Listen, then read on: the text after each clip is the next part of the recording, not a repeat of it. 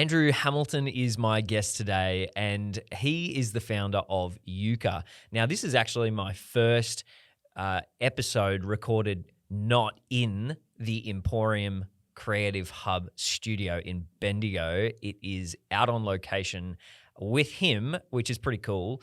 But Andrew himself is even cooler. Euca, his company, they make, and now I'm going to get this right, architecturally designed, prefabricated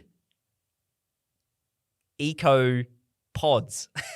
That's it. That's what they are. So they're prefab little cabins, right? But the way he has set up his business to be really sustainable and great and profitable, but also how he's set up the product to be a perfect fit for his market and ideal client, it just blows my mind that you'll notice the way he thinks and the way he's approached business and product and marketing is really genius. He's also got a really great story of how he got to this point. So I won't spoil it. I'll let him tell it. Let's take it on. Andrew, we're not in my studio. We are, this is the first episode that I am physically somewhere else. So thank you for bringing me to you. Well done. And well done on the setup, on the road, traveling around town. Good job. Thank you. So Andrew, we're here at a co-working space that is just really nice, but we're here talking about Euca. Yes. And so I want to know, lay it out for me, like from the business itself and how it's set up. Yep. What is Euca? So Euca is a company that has been designed to make it easier for regional tourism operators to get world-class accommodation on their sites. Okay. So thinking businesses like wineries, like wineries often have great restaurants, great cellar doors, great products on offer. As we all know, sometimes we like having a couple of wines and people want to go and stay at beautiful wineries, beautiful landscapes. But often the process of getting accommodation on a site for someone who runs a winery can be extremely difficult and tricky and complex. And there's a lot of unknown factors. So what we've done is design a range of prefab accommodation pods or cabins. We call them eco cabins. That a customer can come in and customize the colors of and some interior elements.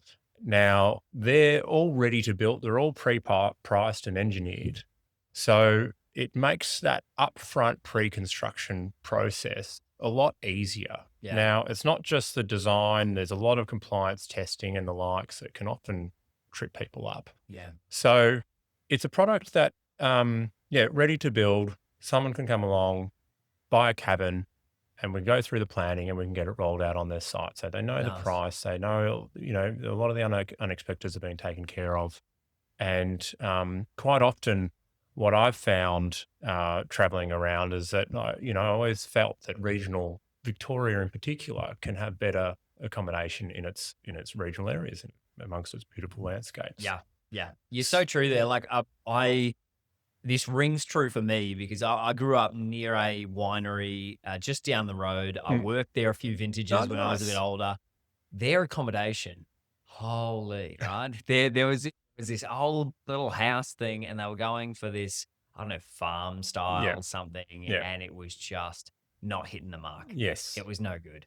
And like it could be great. The outlook, beautiful. But you could just tell that they'd given it a shot and it was not winning. And then later on, they had put in glamping. Glamping it's fun. It's novel kind of thing, but I can really see that there's a need and a gap there where you're saying your product is a prefab modular cabin that's ready to go, but you're able to actually help them through the process of, what does it need to look like for you and getting it up and going and reducing the hassle, the investment. Tell me more about like the value proposition for, say, this winery, right? So if you wanted to do 3 or 4 cabins or 20 cabins, right?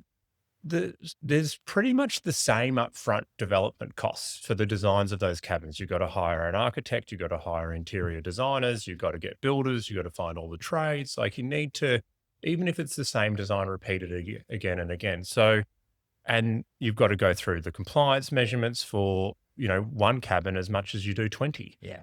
And so what we've done is that we've pre-designed that. I've invested in the design. I've chosen an architect that, worked on the project that won Houses Magazine House of the Year for Australia, Wow. a residential project. And Wow. so I've hired a top tier interior design firm and, and also designed this specifically for like hospitality uses. Yeah.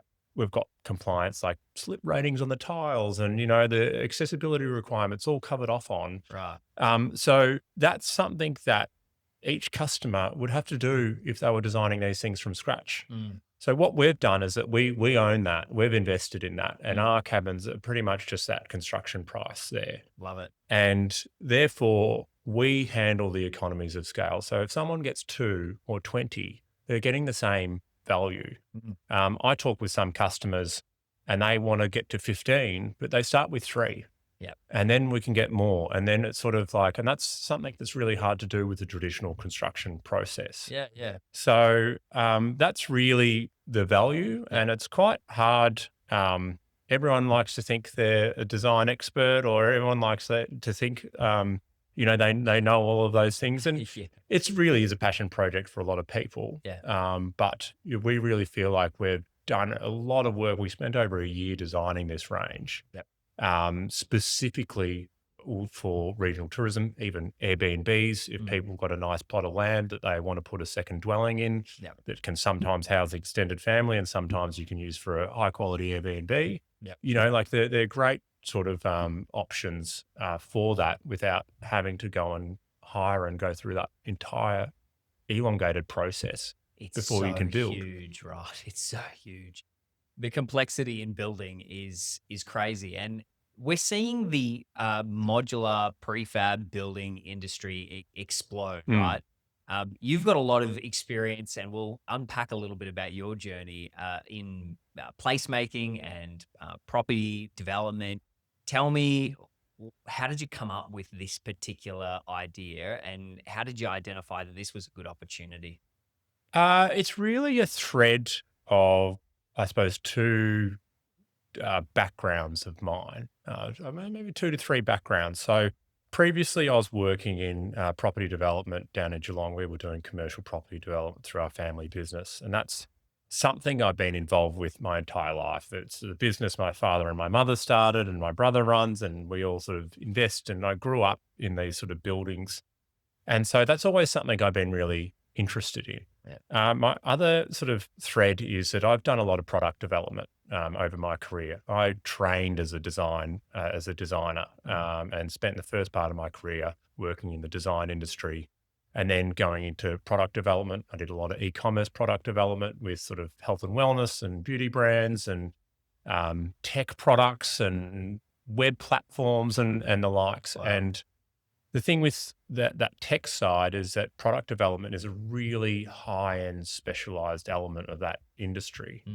And what I've done with this product is bring that thinking towards property and go, well, how can we design better products for the property industry? Prefab is a great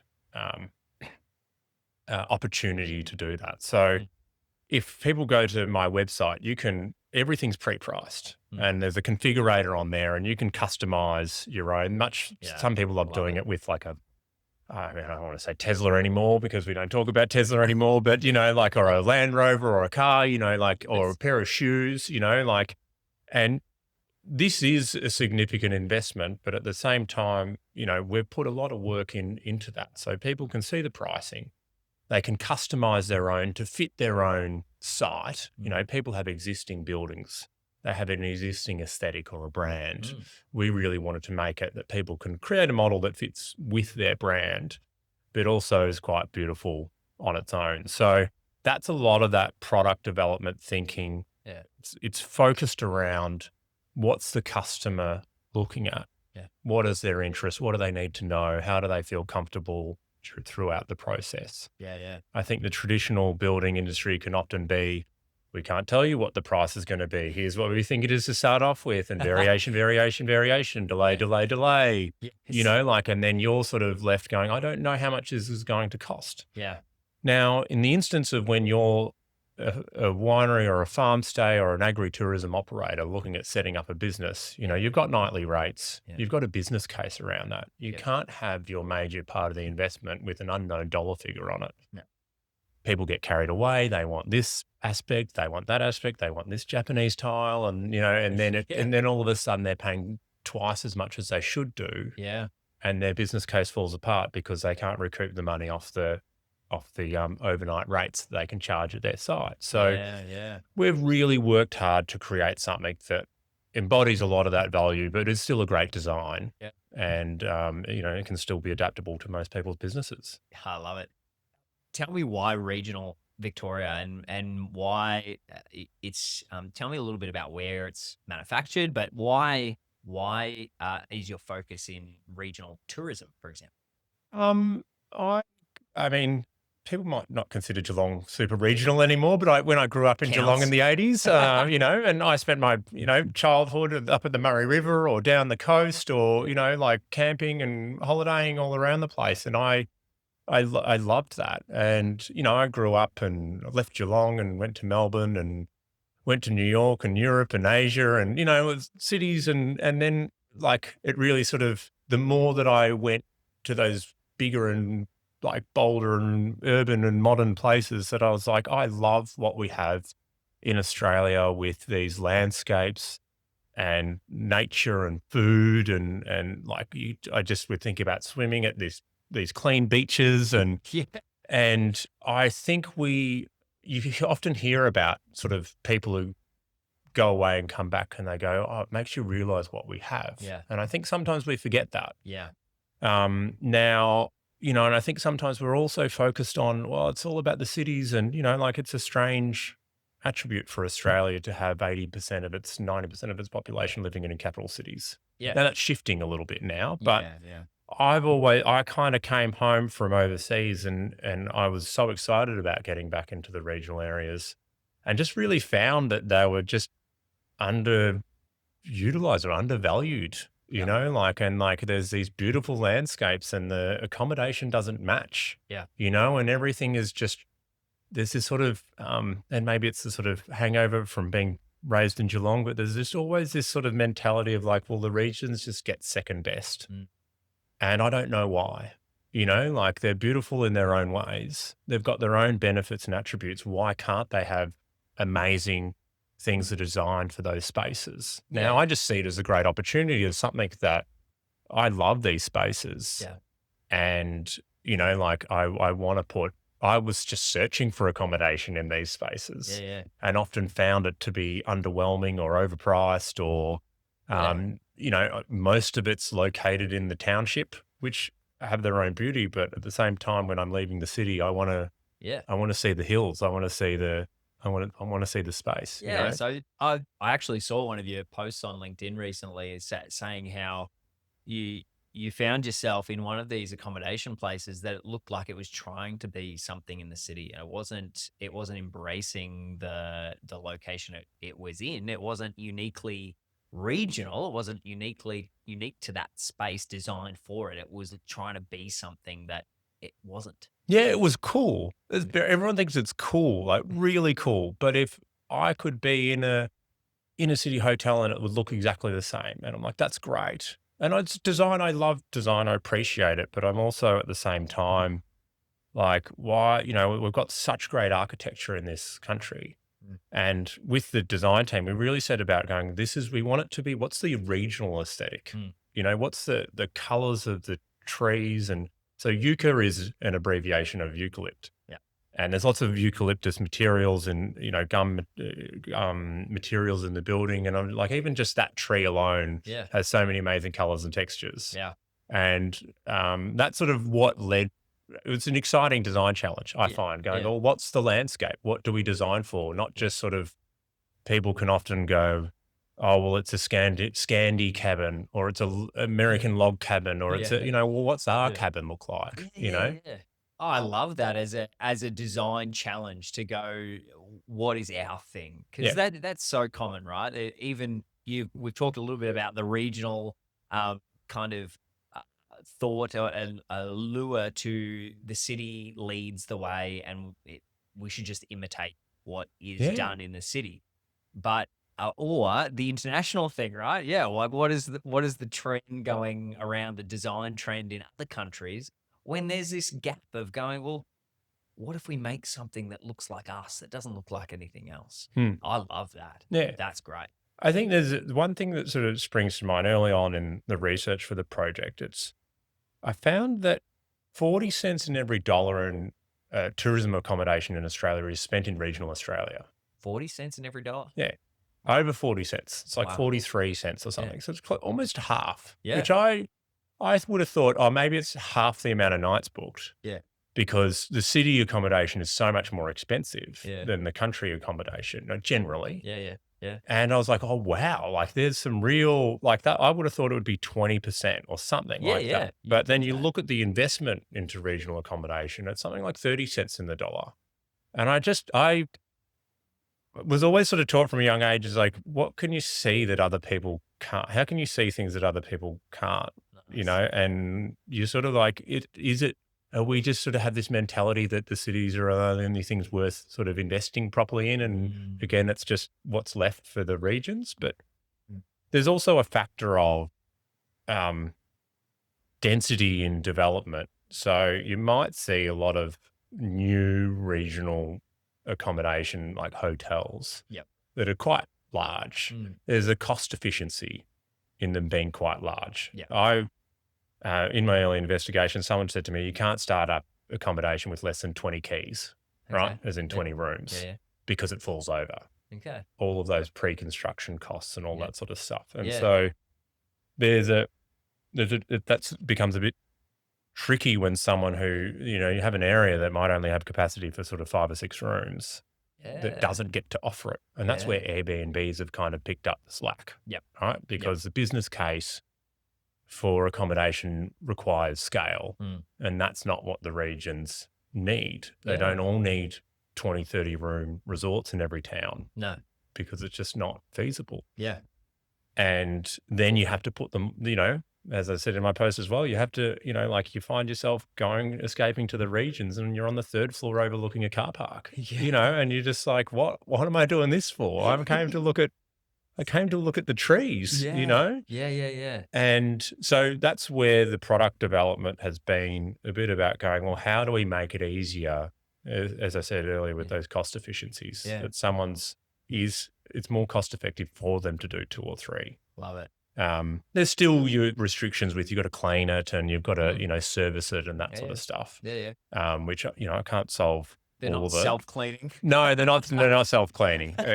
Maybe one day, who knows? So we'll see how we go. I want to ask about the nuts and bolts behind this business. So how have you structured it to be efficient? How are you getting like manufacturing and then sending out like your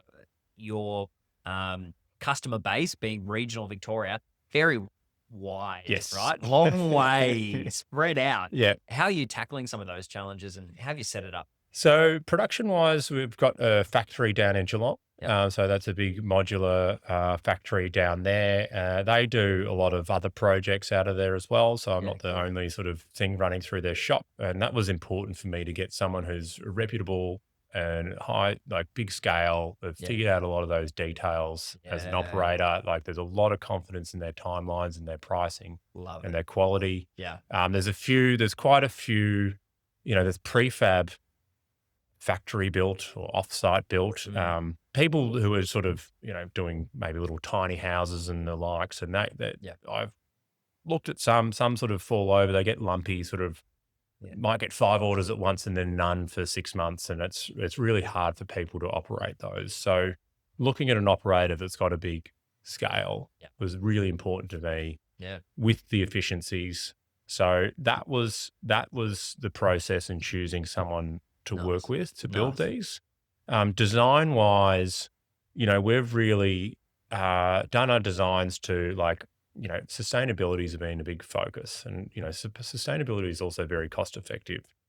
Our wall sizes are 2.4 meters high, which is the same as the panels that go on the walls, and then we've laid out the room sizes to fit almost exact panel sizes. So Right. reducing offcuts Love as that. much as possible.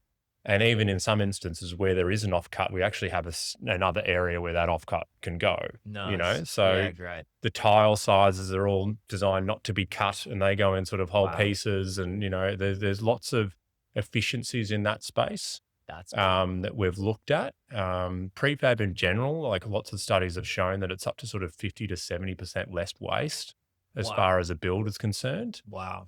Particularly in what we're doing where we have repeated models. Yep. Like our window bay sizes are the same across the building. And so there's lots of things become standardized. Yeah. That make things faster, less waste, more efficient, greater cost efficiency, Wow. that sort of stuff.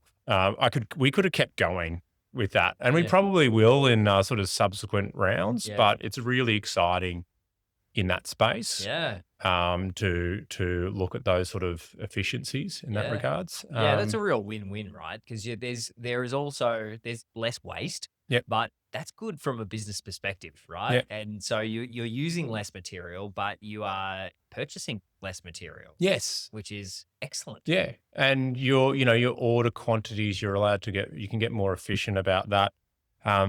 Another beauty with like the factory built process is that everything comes to the factory. Mm. So if we have overflow stuff, it stays at the factory and gets used at on the next project. Yep. The deliveries, they're not all like if you are building if you have a remote site, let's say not even that remote, but up Yeah. in Mansfield or something like Yeah. that, sometimes you're going to have to get trades who travel. It's not uncommon to travel for an hour, Yeah. in those areas to put solar on Yeah, or to yeah, find a yeah. good tiler or electrician and Yeah, yeah, yeah. every day. Yeah. And then deliveries have all got to come to site. Then the waste has to all be taken away from the site. Yep. So not only is the factory process a bit more efficient in those deliveries and those trades coming to site, we've also been able to choose products that are locally sourced, Yeah. and that's been an important part for us in Yeah. designing what we're calling the Great Australian Cabin,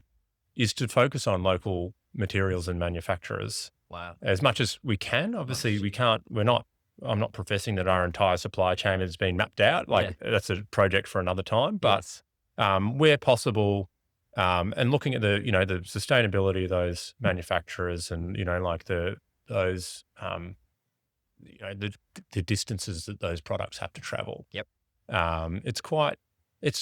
You're able to control it a little bit more with Yeah. prefab. Yeah. And that's an Yeah. interesting thing. You can sort of go, okay, here's this, it's coming from here, here's the volumes that we get. And, it doesn't need to deliver to this gate on this farm. And, what I hear from customers is that often when you have those on-site builds, if you're in even a caravan park, like I'm talking to a number of, caravan parks about Yeah. putting in some sort of higher end accommodation, which has been a really interesting, discovery as well, is that, well, they've got existing people holidaying there all the time. Yeah. So they can't have 6 months of construction works going No. on site. Yeah. These cabins fully built off site. There's about up to a week Yeah. of just putting some footings in and maybe trenching some Yep. stuff in, depending on your sort of sewer connections.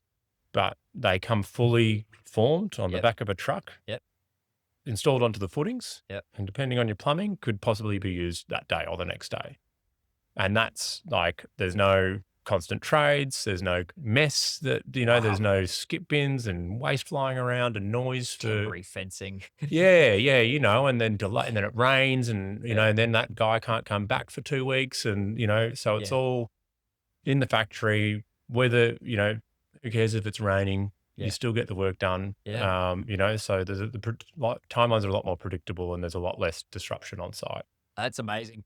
Tell me a little bit about the Euca's place in the industry as well. So when you're looking and you were researching into this business and starting it up, What were you finding about the prefab industry at the size? Did that kind of play into your opportunity that you saw here to start something up? Is prefab, you know, a massive? Are there lots and lots of players? How did that kind of market analysis play into what Euca has become? There's lots of players like prefab and factory built. Like people have been heralding this revolutions afoot, for since the 50s and 60s, and there there are a lot of large players. There's lots of things like lifestyle community, prefab developers and lots in the caravan park space. Traditionally, that is all it's, people might sort of commonly associate it with being a bit cheap and nasty, and that prefabs are often just been seen as just a cheaper way of just we all remember the demountable classrooms and Yeah. and the temperature issues of those and Yeah. and the quality of those, and it's like I think people just long associate it's like, well, it's just got to be the cheapest. Bit dodgy. Yeah, just the cheap. What's the cheapest thing that we can do? Yeah. So I really saw it as an opportunity to make a good quality product. Yeah. There are strengths of prefab that don't necessarily always have to be this is the cheapest possible building you can get. Yeah. Now, I feel like my product is, for the design level it is very effective. Yeah. There are a few other smaller operators in the area of like small homes and cabins Yep. that have price points above mine slightly. And I'm being fully aware of that, but I think I've got better design and a better quality. Nice. But I'm open for that conversation with them. But that's been really important, is I want to deliver value, Yep. and it's not just about, this isn't gilded and marble and, like it's good. I think Australian value and Australian luxury is not just what's the most expensive taps you can put in there, Yeah. but it's about designing good experiences and just having a nice sort of tactile environment that sort of feels nice to be in, rather than, oh, look how ritzy I am, so positioning wise, it's like looking at the efficiencies of prefab, leaning into the sustainable benefits of prefab, but also wanting to offer a high quality building at a good price. Yeah. It's not going to be the cheapest cabin on the market. Yeah. The big players are all over that. I'm not going to compete with them. I just want to offer a better quality product, but at a price that I think is a very good opportunity for people, particularly who are wanting to do generate revenue with tourism. Love it. Let's kind of wind the clock back a little bit. I think we've got a really good understanding of what Euca is and the value proposition of it and a bit of the nuts and bolts of the business. But I want to know how you got here. Andrew, I can hear a bunch of wisdom from previous generations flowing through how you operate and do things. But I want to know, how'd your business journey start, and how did you end up creating a prefab cabin, eco cabin, beautifully designed company? I always just followed things that I'm interested in. Yeah. Like I sort of once said to myself that I wanted to live every age of my life. And so it might not, like when I was in my 20s starting out my career, I was like into DJing and, ran dance parties. And I was like, that's what I was like. That's what I liked at the time, and I was interested in that and how that worked. And, there was lots of, I consider, disruption in that industry. Yeah. And so I like being part of it. And design, I was in fashion and like, music magazines and all that sort of stuff. And that was a lot of fun. And so I started out in the design industry, working in media and like publications and print and advertising campaigns and the likes. I then got into television, and this sort of out of uni in Melbourne, and started doing some TV commercials, and then moved over to New York for a while. I was over there for 7 years. Wow. And I started out that journey doing sort of like TV and motion graphics and music videos. And it sort of, from then, it's really been this journey of like, so I did print and then I did TV and Yeah. then I did interactive. Yeah. And then I ended up, when I left New York, was doing immersive environments. Yeah, right. Yeah. And so that was really about where, there's, projections and Yeah. interactive elements. And, we did, one of my favorite projects was a sales center for Zaha Hadid apartment building on the High Line. So this was like a big $500 million apartment building selling Wow. off the plan. Wow. And this company that developed this, they were doing, after this project, Hudson Yards, which is the biggest private real estate development in the history of the United States. So this was a precursor for them. And they said with this project, they wanted to design the best sales center Okay. for property Okay. that has ever been developed. So like, Wow. there's some cool projects you got over there. I'm like, okay, so it wasn't about loading it up with tech. It was about following the customer sales journey Yeah. and optimizing it at different points. Okay. So we built a display suite where the entire room the walls were covered with projections, and you could, using an iPad, turn the room into anywhere in the building. So the swimming pool, you could press a button and the video of the swimming pool would come up. And whoa. so that's that. And then I came home, hit my sort of 30s and, as I said before, loved Australia and, just sort of like, I thought I was sort of done over there and wanted to get into more property. Like I've always been involved in property, or I had an opportunity to get into e-commerce as well, which was a really exciting space in Australia at that time. Yeah. Particularly in the sort of health and beauty space. So I did e-commerce for about 5 or 6 years, started with the company with my sisters actually, and they had one product and they wanted to build a platform to just build more and more products. So we did brand and product development, and I think by the end of it, we sold 4 million products in 170 countries, and we'd do it from scratch, and we would use Facebook to sort of design, and, we did fitness, this fitness program, and then we had like shampoos, and it was a lot of fun, and very digital, social, but there's a lot of product, like developing a fitness program, and it was a book and it was a digital app thing. Wow. It was just constant sort of, you go from the aesthetics of design to the nuts and bolts of it. Yeah. And sort of really going, okay, what are customers interested in? What do they need? How do we make this product better than what they've currently got? Yeah. From there, after, 5 or 6 years of millennial pink packaging, I started working in property just for a bit of a palate cleanser. That's great. I imagine that would have been a welcome palate cleanser. Yeah. There was a sort of, innovation precincts. Like my brother, we'd got some projects down in Geelong, and, we'd bought, we own we've got a family business. We own an old woolen mills down there. Yeah. And so we bought a neighboring old power station. Yeah. And again, just out of interest, I was going to like the cities forums overseas. I was interested in cities. Yep. And, I really thought, we're making a precinct, that's a really interesting product. Yeah. Really interesting. And, how does that work, and the property space? And I just loved that environment. So I said to my brother, I said, well, why don't we sort of look at developing this as more than just an office block? Yeah.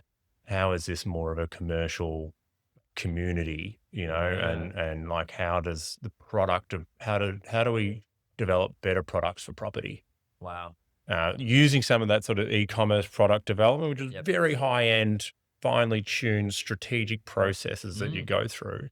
Property is such a big industry, but it's very much like, okay, this is 421 Main Street, it's got 500 square meters and it's got a 300 square meters and, a car park. Yep. That's sort of pretty cut and dry. And it's like, well, it's, residential property in Australia is very emotional and people put a lot of pride in it, but commercial is very dry. Yeah. And so, I don't know, my thought was like, what if we made it a bit more, enticing? Yeah.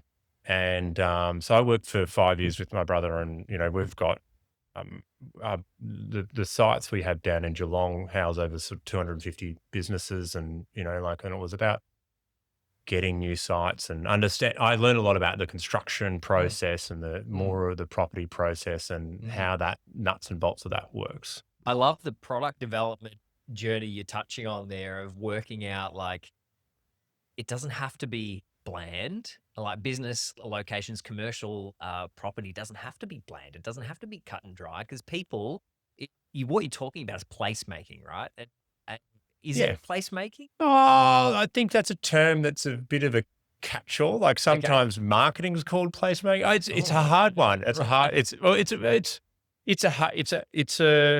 It's kind of a space I feel like a void that different disciplines are kind of Yeah. racing towards claiming. And Okay. Yeah, so right. you've got town planners, but you've Yeah. also got marketing agencies. You've also got developers. You're sort Yeah. of everyone's trying to say, oh, it's this, and but I mean it Yeah, is. well, you're making a place that what people want to be in, right? And Yeah. you're providing the space that houses a community or a culture. Like, tell me about what you saw in cities overseas that led you to go, we could do this in Geelong on this block. We could do something different. Like, what were you seeing in the cities that you'd lived in that created spaces that were a culture unto themselves? Oh, that's a really interesting question. I think it's, like I would be interested when I was living in New York that there's this sort of wedge in the road out the front of my apartment building. And this is sort of s- South Williamsburg in, 2010. Yeah. And it's I mean, I'd like to think it's still pretty rough around the edges. It's pretty nice these days, Yeah. but they turned this little wedge into a park. Okay. And I don't know, I just sort of went to the community consultation on that. And I just sort of Yeah. I was just interested to see what difference just that made Yeah. to people coming out, and then you getting to know people. And Yeah. Yeah. it was just sort of, I was just interested in how that does something, that like how a Yeah. simple gesture can actually have a bigger impact. Yeah, yeah. It's like a communal space that has an impact on the wider environment. Like Yeah. it does something in the community, right? Yeah. And it just provides opportunity for connection, Yeah. for common use. Yeah. And like I look at cities, I'm really fascinated by this idea of placemaking, whether you want to say it's Yeah. Yeah. Yeah. whatever Yeah. does it, but the idea that you can that spaces have a deep impact in the design of a space and the purpose behind a space can attract people and it can have an impact in the wider community. It Mm. can actually do something. And like a space is just a space, right? It's just a space. But the intention behind the design of it and what you put into it can facilitate something that's really special Mm. and can have a much wider impact. And I can see that is what you guys did down at Pivot City, right? Even the name, like, tell me a bit about the things that you did that were not cut and dry with that space that attracted people that wanted to be part of something. It starts with the structure of the business, and we are like a family group, you know, in a lot of those properties to sort of have, there's 4 kids and mum, Mm, um, large-ish shares of those properties. We have a number of investors, mm, but it enables that development group to make decisions, but the investors are also the operators, right? yeah, So we can make long-term strategic decisions about the value of that site. So yeah, quite often it means, I mean, there's one site where it's like we had a corner tenancy that we knew we wanted an F&B venue in yep, because that just creates value and it creates a place of connection and it creates stickiness as far as tenants want to stay when there's that, yeah, yeah, there's been a large shift going on for a long time, but employees have got to want to work in a place. yeah, So they've got to be happy. It's yeah, not just you have to come here now. yeah, yeah, So back to this corner tenancy, we could have filled it 5 times over, mm, but you have to hold out for that, because like if you're a real estate agent, you're just like, well, just fill it. just put Just get someone the in, commission and whoever's on you interested. go. Yeah, But yeah, for us, we can hold out, we give a rental discount Yeah. to someone who goes in there who's might be the best fit. Yeah. And that creates value. And there's 1,000 decisions like that Wow. where you're like, we're not looking to sell these properties. So you're thinking, what's it going to be in 20 years? What's it going to be in 30 years? And how does all of these decisions, rather than just trying to milk the maximum return today, Yeah. how do those decisions stack up? And it's kind of nice because you end up making these decisions not for ideological or purely financial sort of gains. Like there's a real challenge of that. I think sometimes placemaking can be ideological, as in like, I want the world to operate like this, so I'm going to design spaces that does that. Yeah. Or financial, where it's like, no, we can't have common areas because we need to just get return on investment. Yep. Like there's a nice sort of middle ground where you were constantly having that conversation going, will it, like, yes, it makes people feel happier, but it also has a direct return on investment. Yeah. And so some of them were things like, I mean, one thing I did early on was just footpaths, looking at the walkways, how to connect all the spaces together. Like it's sort of like the master plans, and we like named laneways, and we took away the addresses of properties and replaced them with almost like a product name. Yeah. Wow. And would look at each site and go, what's its specialty? Yeah. And how do we market it? Wow. Instead of, as I said, 123 Main Street, Yeah. you have Pivot City. Yeah. And, with some of them, I know we're getting rental rates 2 or 3 times what you get over the road because of that. Yeah. But it's not just a feeling. It's like, this place does things. I like being here. Yeah. Yeah. We would do analysis of tenants and, found that sort of 60, 70% of them are collaborating with another business on the site, which is great. That's cool. So there's a mix of like aesthetic changes, but also functional ones and, business model. But it's always just kind of going, how do we do that? And then, we're walking around the site, picking out little bits of weeds here and there, or fixing up a bit of there's a bit of pride there. It's nice, you know? Yeah. So I love that you've created somewhere that people want to be, right? Yes. And you're looking at it as a product rather than square meters. That doesn't really matter who's in there.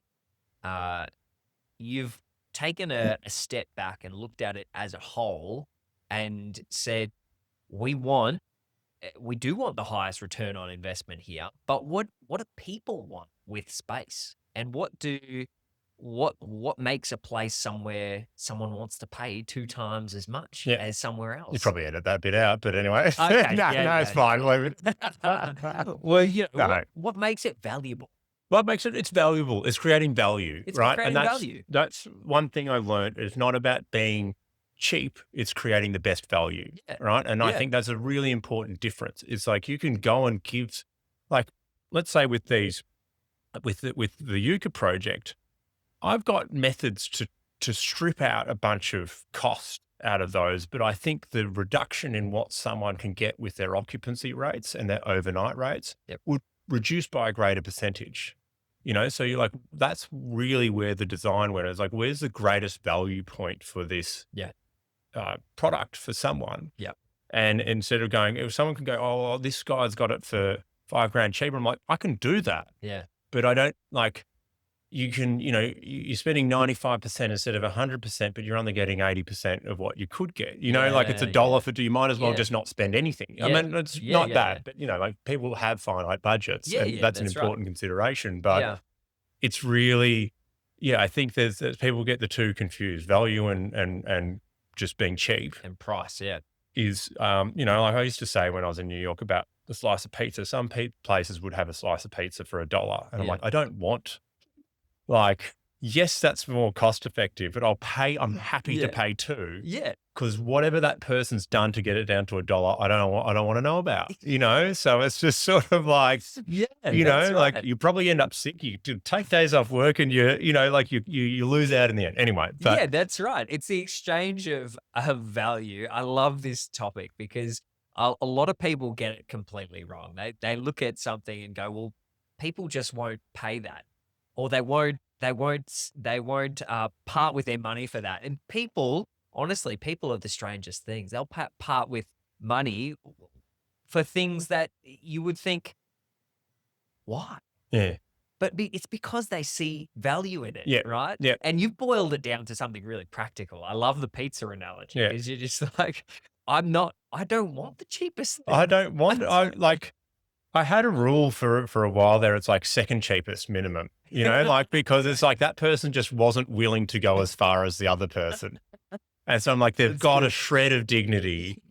That there's always a person in any industry who's willing to just go that bit extra where you're like, Yeah.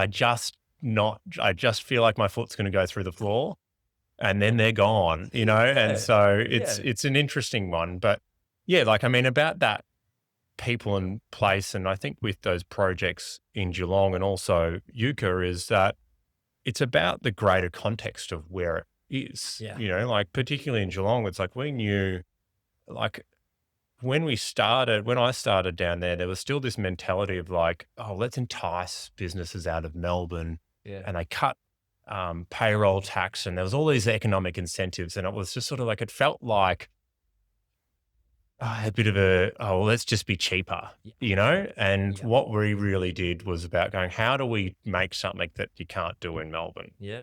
And with Euca, it's about going, okay, well, let's not try and pretend we're a Melbourne hotel. Yeah. Let's have Melbourne hotel look at this and going, damn, I wish we could do that. Yeah. That is an experience. Yeah. You've got to design for your strengths and often turn your weaknesses into strengths, like where, the a multi-level hotel in the regional areas is not going to be as good as a multi-level hotel in Melbourne. Yeah. It's always going to be a somewhat poor copy. Yes. So why not break that and go into going, well, how do I maximize the use of this area? Yeah, because we've got area, right? Like that's what we've got. And we may not be able to make high density structures really as efficiently or as cost effectively and fill them, but we've got lots of space, right? And so I can see that's what Euca has really done really well there is you've got a product that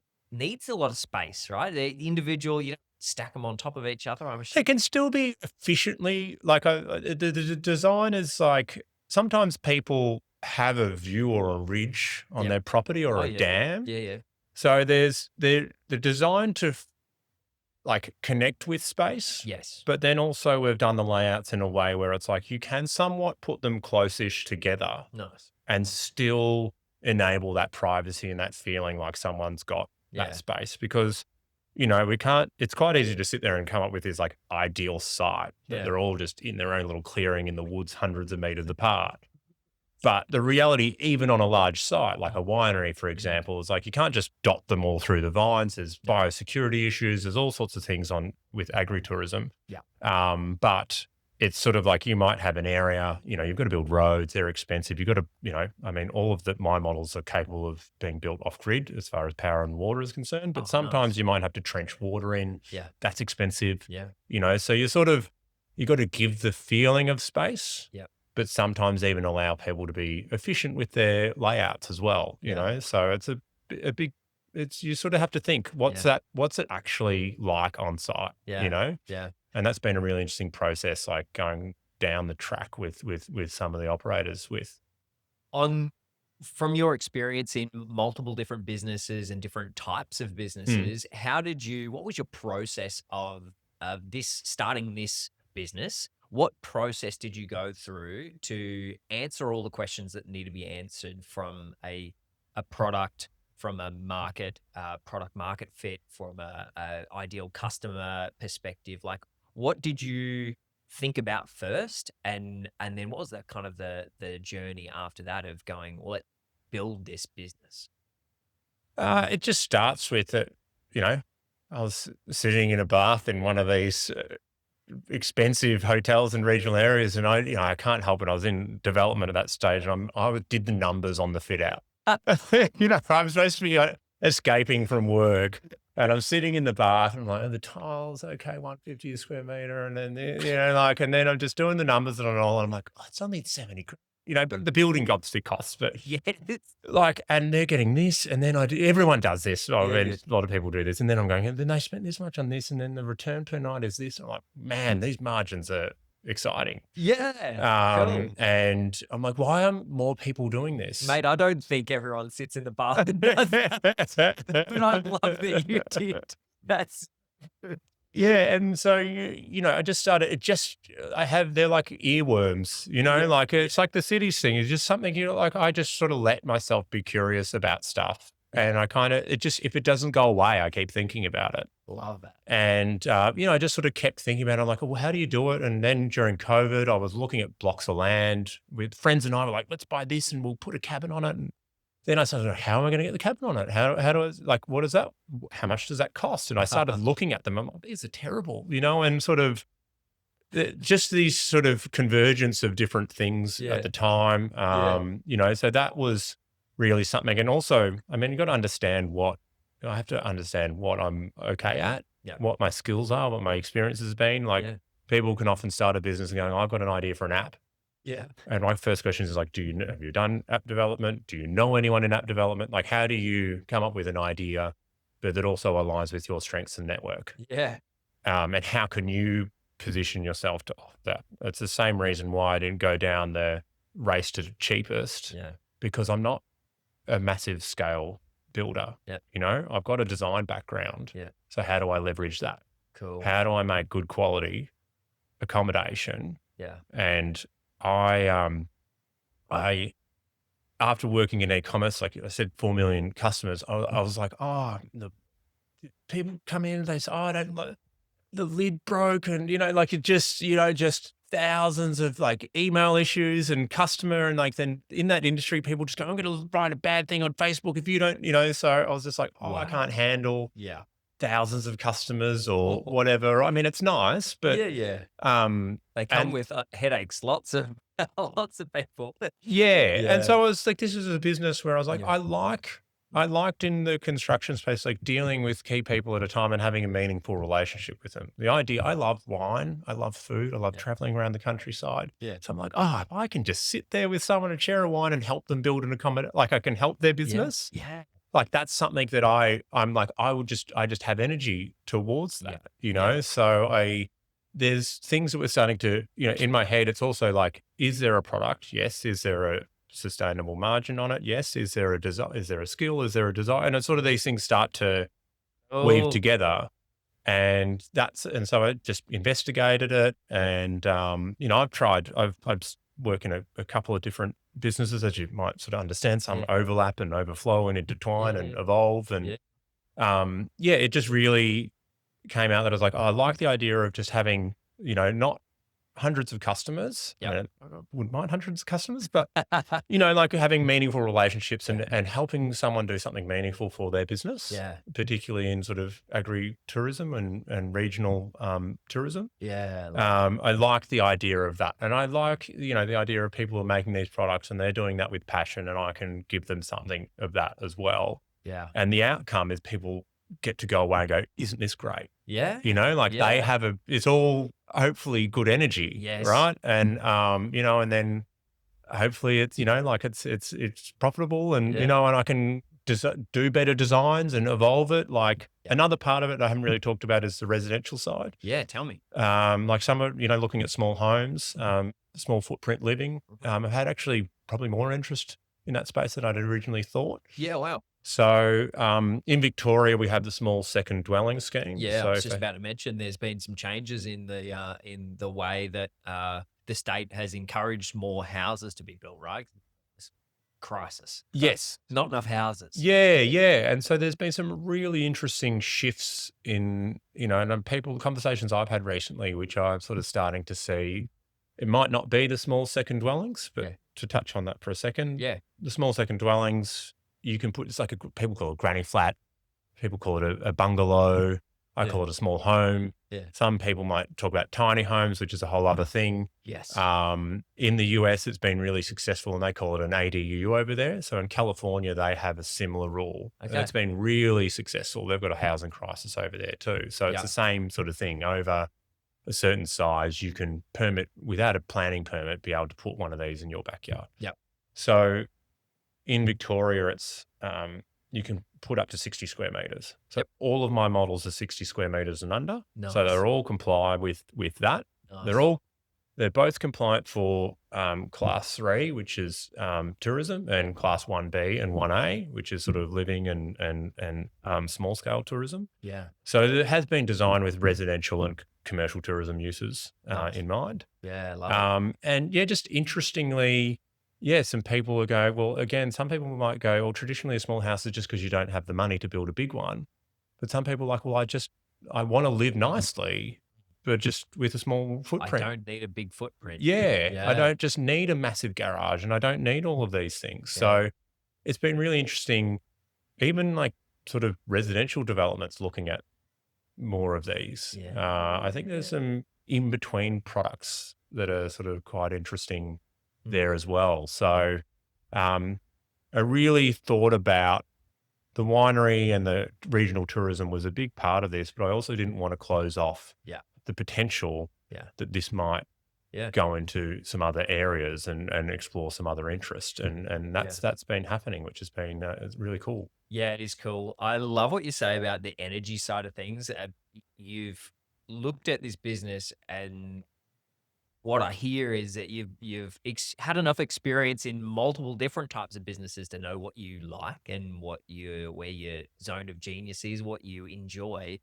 The the having the energy to persist and to go with the business, kind of important, right? Because business is hard. Yep. It's tough, and Yep. you've got to actually have the energy to see it through. I think it was one of my last episodes. We were talking about it's a multi-year journey, like Yep. many years. Yep. Yeah, and you've got to be able to commit and say, can I see myself doing this in 5 years? Can I see myself doing it in 10 years?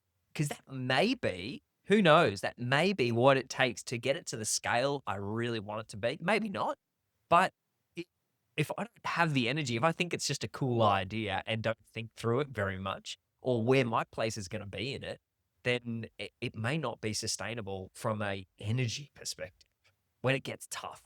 Yeah. I love the process that you've gone through to get to where you are. Tell me what is the vision and where is the business at now? So we launched some sort of 6 to 8 weeks ago. I mean, it's love it. been there's probably a bit of trauma in the development process. Like it is, like it's it's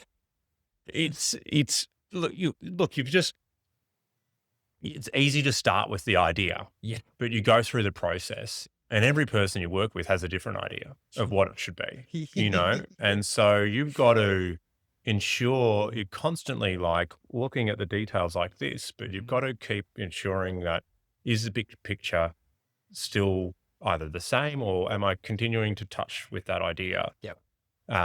That's really hard. Like I've had a few people email me just randomly, I don't know, who are just like, oh, I had the same idea 3 years ago, like, and I'm like, okay, like, Thank you like, so and it's much like, for telling me. yeah, like, and I don't know, I feel a bit bad, but it's like, and it's, I heard the phrase, like, if you knew how hard it was when you started, you wouldn't have done it. And I mean, there's probably a fair bit of truth in that, but I'm annoyingly persistent and Yeah. I have to keep checking going, am I just stubborn? Yeah. Or is it still a good idea? Look, But I think every business owner will be listening to this and going, oh, I have the same problem. yeah. So That's what's required. to go right? through it, and so but there has been through that process.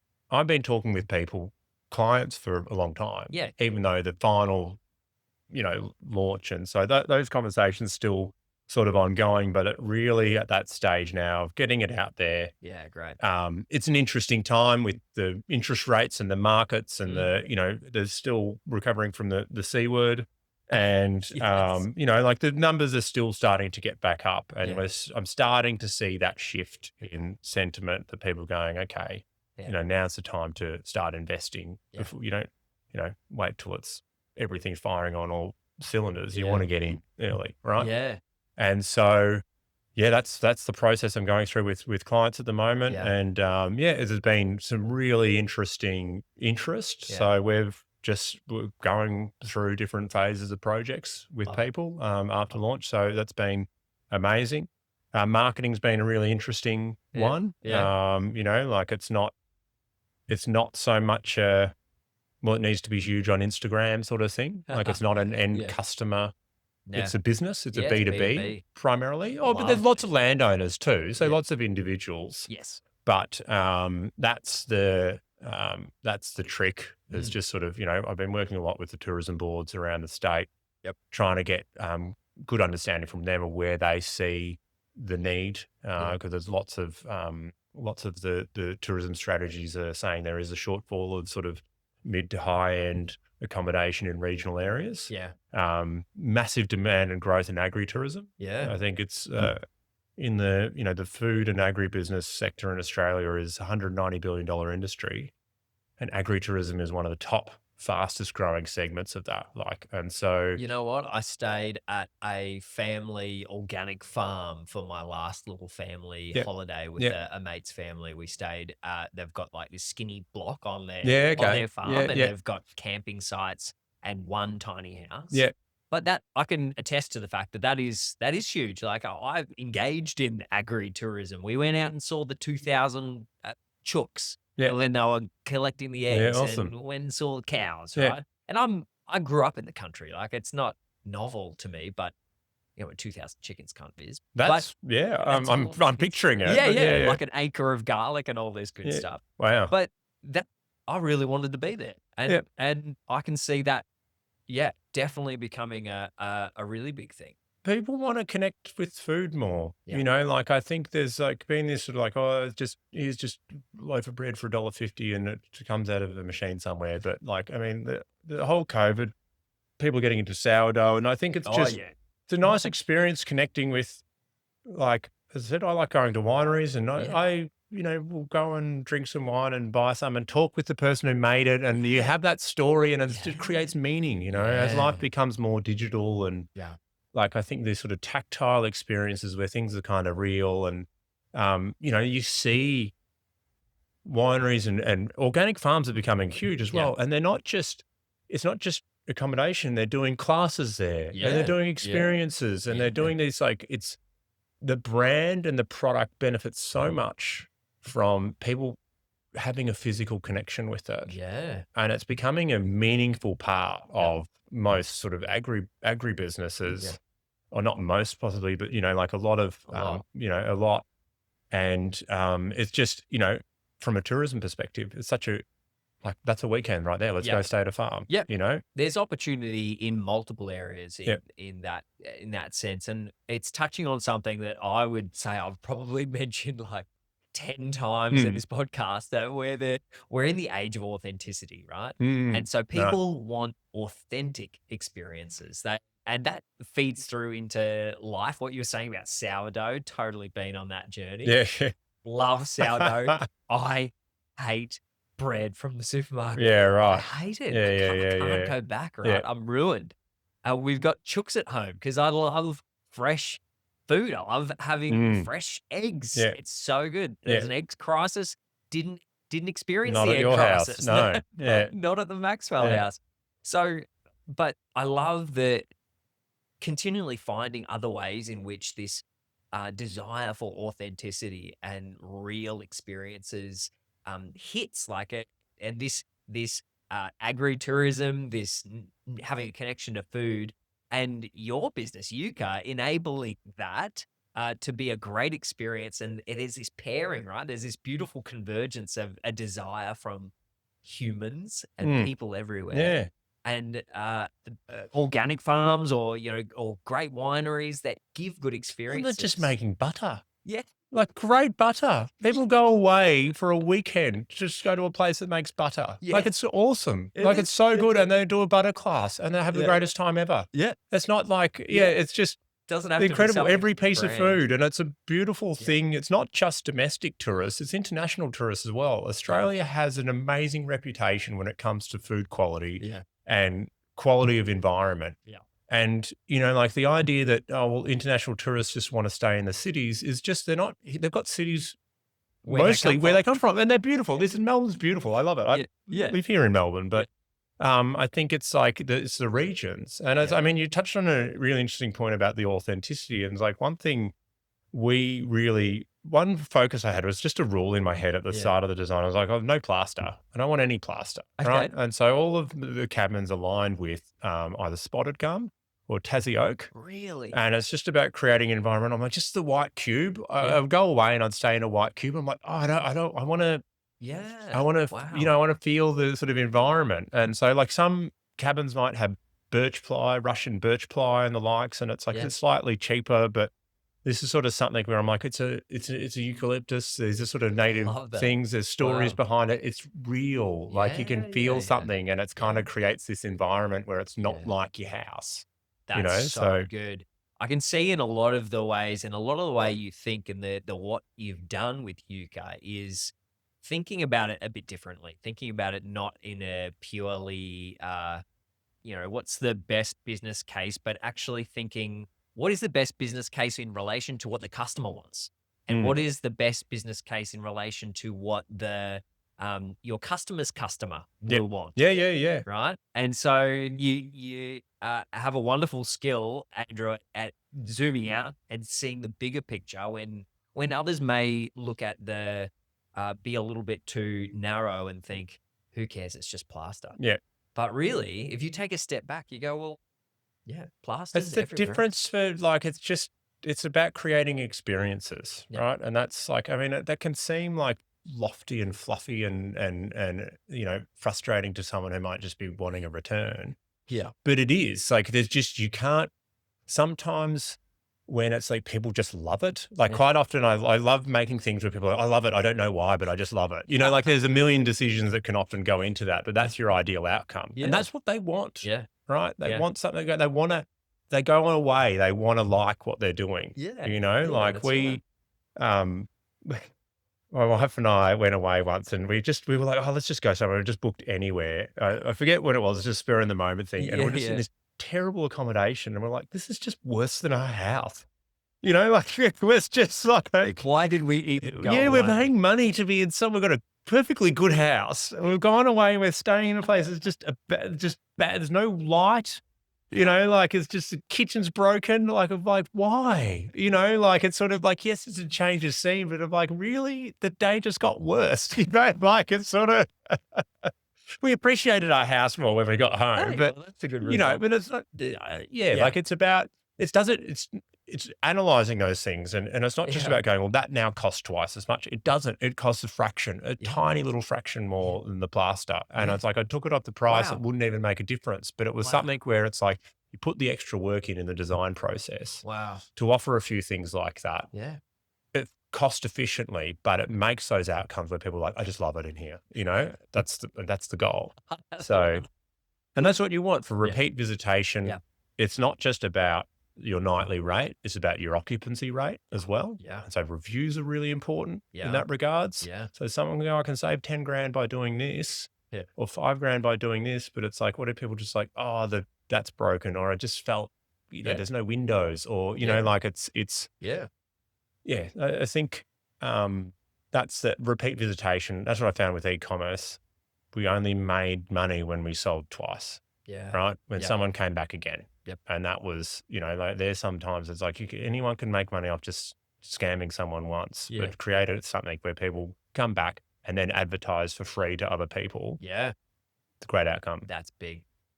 Mate, let's wrap this up. Yep. Let's tie it in a bow. I want to know what are some of the key lessons that you've learned over your whole business journey that you hold on to as essential keys to the success that you've experienced in multiple different areas. Tell me then in Euca, what have you taken from your journey and said, this is really important, a really big key of how I want to run a business and run a successful business? Always design for the customer, right? Yeah. And I say that by saying you got to sometimes design for what the customer needs, not what they say they want. You know, you kind of got to think of what does this person want to achieve, Yeah, right? yeah. If I designed this, if I did a fully fledged I've had some customers come and go, I want to change this to this. I want to change this to this. I'm like, I can do it. Yeah. But the whole benefit of my product goes out the window when you start doing that. And that's fine. Yeah. Yeah. I will let you do that, but I'm just letting you know the reason I designed this was for you to be able to have something nice that you make money out of, right? Yeah. And so that's one lesson I've always thought, and I've always enjoyed is like, what does this person want or need, or what works for them? And as I said to you earlier, one of the first things I did with this was the customer's business case on an investment into an accommodation cabin, right? Yeah. And I kept that in mind and really thought, what does their business look like? What does their land look like? You know, like I quite enjoy trying to see it from someone else's point of view. Yeah. I think when starting out in advertising, you're constantly pitching to a client. Yeah. And you're constantly thinking about their product and their customer as well. Yeah. And so you just always like, there's always a customer to every product. Yeah. Even when I was pitching to, let's say, my higher up in an advertising agency of an idea to pitch to a customer, I'm like, he's my customer or she's my customer. Yeah. And so I always just think that it's like, what do they care about? What do they care about? What do they want to do? They might be under pressure from the deadline, or they need to get this project to be a success because then they need to get another one to keep everyone in the team employed, or, you know, like sort of, Love you can that get lost process. in that, but it's important to think about that and care about it. Yeah, big time. I love what you're saying, because that rings true for me in video. People, honestly, nobody really wants a video. They want what the video is going to do. Yeah. And so my job is not to sell a video. My job is to sell the outcome that a video could achieve, right? And nice. Designing the product, that's just how I get to what they want. And so you really need to understand what it is they want. And so I love what you're saying. It's transferable between every business, right? It's like you say, in advertising, you're not even, your product is your idea that you're trying to sell to your manager, to a director, creative director. In my case, it's a video. In your case, it's an eco cabin, beautifully designed eco cabin. You know what? In nearly every business, I can see that it rings really true to design what you're doing, to think about really deeply, what is it that the customer actually wants. So cool. I think you put it probably better with the design for the outcome. Yeah. You know, and that's spot on. What is the ultimate goal? And like when I talk about that Zaha Hadid project, we had the client come in, they go, we want the best sales center in the world. And they were like, YouTube, Twitter hashtags, like this is 2013, right? So it's like Twitter hashtags. I'm like, well, let's just stop for a second with hashtags, because why? That's just what was cool and everyone was doing at the moment, you know, like, and it sort of like, it needs to, what do you want to do? You want to sell apartments, right? And we want to wow people. Okay. So that's our goal. If hashtags are required at some stage, we'll use them, but or YouTube outcome, but it's like, what's the outcome? You know? And I think that's a really, when we were in e-commerce early days, the whole influencer thing was blowing up and everyone's brands competed on followers. And we looked at it and like, we want sales. Who cares about followers? There's no point, like, I'm not like, you know, like how many sales do we make? You know, like how many sales do we get from those followers? Great. You know, but it's like, it's what's the outcome? So anyway. Love that. It's a good one.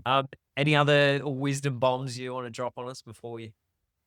No. I don't. Is there anything? I feel like honestly we've unpacked a whole bunch of them. It's been good through this episode, and I've really enjoyed just getting a window into Andrew Hamilton's brain and how you've come up with what you have and how you're approaching it, how you've structured it. It's been really fun for me. So thanks for having me here and for being on the podcast. I appreciate it, and I appreciate coming off site and going on the road with the video recording. Yeah, you never know. You might be the first of many. We'll see how we. Excellent. All right. Thanks so much, Caleb. Well, that's it for this episode. If you really enjoyed listening, why don't you drop a comment in the comments below? Make sure you like the video and subscribe to the channel so that you get updates on when all of the next ones come out. That really helps grow this little community of people that are diving into regional business and celebrating and learning more from it. So really appreciate your support, and I can't wait to see you in the next one.